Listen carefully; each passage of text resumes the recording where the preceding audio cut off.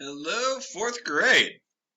Oh, I have the wrong thing open. Hang on for a minute. That's better. Sorry about that. We're going to solve multi-step measurement problems today. So please make this the title of the next free page in your math notebook. And we will do a little of this. So close that up, and you're just going to listen with me until we get to what we do. So we've been doing measurement problems. That would be things like the average kindergartner weighs, how much you think the average kindergartner weighs? 30 pounds? How many ounces is that, right? And we've been converting. 1 pound is 16 ounces. That's the abbreviation for ounces, OZ. And we just kind of said, okay, 30 pounds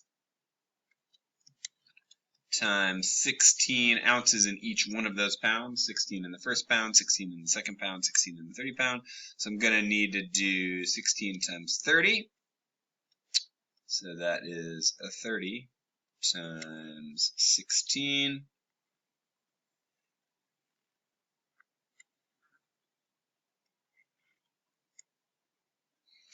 Let's see, 1 times 3 is 3, 0, 0. This is going to be 0. 6 times 3 is 18, 0, and this will be 0. And 300 plus 180 is 480 ounce kindergartner. And we just did problems like that where we took one unit and turned it into another unit, correct? So today I want to do some problems where there's more than one step. So let's look at this one. So there's kind of like multiple measurements in here. If you'll notice, it says Dr. D is going to run a 10-kilometer race. He knows that he can run 1,000 meters in about 4 minutes. How long should he expect the race to take him? So I have two different things going on here, right? I have distance and I have time. So I've got two different units to deal with. So you'll notice, even in my distance, I have kilometers and I have regular meters. So here we go. So I know I can run 1,000 meters in 4 minutes. So I've got to run 10 kilometers. So I'm going to need to know, it would be nice if I knew 10 kilometers, how many meters was that? Because I know how fast I can run in meters. I don't know how fast I can run in kilometers based on the information in the problem. So it would really be nice if I took my 10 kilometers and turned those into meters. Because if I knew how many meters that was, then I can deal with my speed. So let's do that. King Henry died, base, drinking chocolate milk. And 10 kilometers is 100 hectometers, is 1,000 decameters, is 10,000 meters. So I know now, 10 kilometers, I'm going to run 10,000 meters. So I can run 1,000 meters in 4 minutes, and I'm going to run 10,000 meters. So I've just got to do another thing to calculate how long that's going to be. So I have to figure out my total time for 10,000 meters, knowing my distance for 1,000 meters. So I would probably just almost count up to think that way. You may want to multiply if you see this relationship right away, but if I can run 1,000 meters in 4 minutes, that means I can run 2,000 meters in 8 minutes. I can run 3,000 meters in 12 minutes. Every 4 minutes I run another 1,000 meters, right? 4,000 in 16 minutes. 5,000 in 20 minutes. And now I'm halfway there, right? If I can do 5,000 meters in 20 minutes, I could keep counting up if you want to do that, if that would be the easiest thing for you. I can keep counting up till I get to 10,000, or I can just kind of say, well, I would have to do that twice.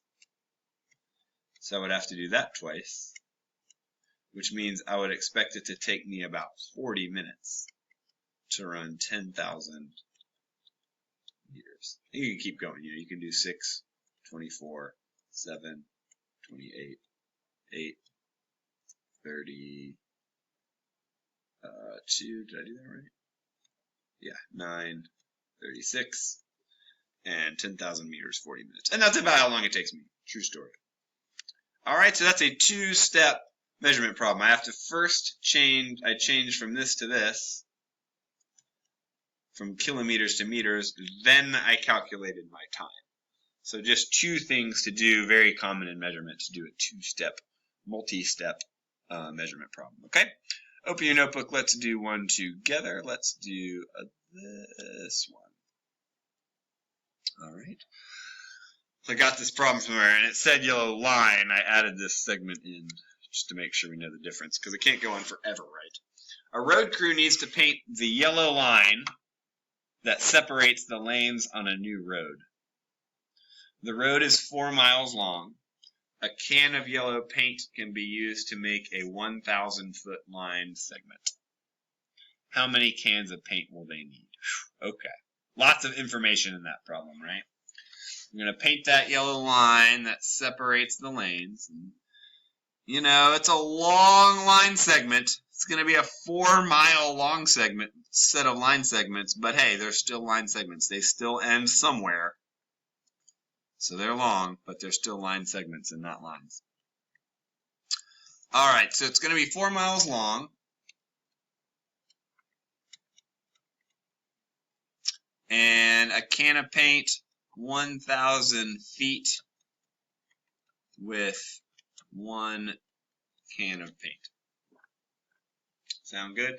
So if I know how much paint I need in feet, it would be good if I knew my road in feet. It would be nice if instead of miles, I knew how many feet that was. So why don't I just calculate that? The way to switch from miles to feet, if you remember, 1 mile is 5,280 feet. Not a real easy one to remember. So if 1 mile is 5,280 feet, to get down to feet, I have to multiply by that. So 4 times 5,280 is 4 times 5 is 20. Tricky. 4 times 5 is 20. There's already a 0 from 20 plus another 1, 2, 3 zeros.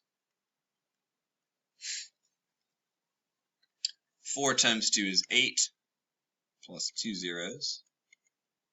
4 times 8 is 32 plus 1 0. Add those up.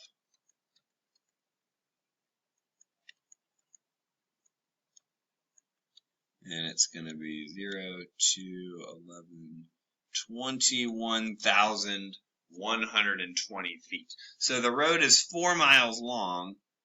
And since there's 500,280 feet in each of those 4 miles, my total road that I have to pave is 21,120 feet long. And I did great math there, but that's not the question, right? The question is, how many cans of paint will they need? So now I've got to go from this information, 21,000 feet, to how many feet with 1 can? Well, common sense here. So if 1,000 feet can be done with 1 can, that means 2,000 feet can be done with 2 cans. 3,000 feet can be done with 3 cans. Pretty easy pattern, right? 4,000 feet with 4 cans. And if I kind of think of that pattern, say, well, what about 21,000 feet could be done with 21 cans? And I don't need to go to 22,000, but I need more than this. 21,000, I'll be a little short. I'll end up 120 feet short of the end of the road. Probably shouldn't do that. So since I can do 21,000 feet with 21 cans, I'm going to need to buy that 22nd can, even though I'm not going to use the whole can, just to be safe. And that's how you do a multi-step measurement problem. They usually are like that. They usually kind of like change this to this other unit and then figure out how many of this other thing you need. And so that's how they work. So if this was tricky, please, please, please watch the I do and or the we do again. I want you to come to class really comfortable and really ready to do this. If you feel like you're already there and you've written the we do's down, you are set, and I'll see you tomorrow.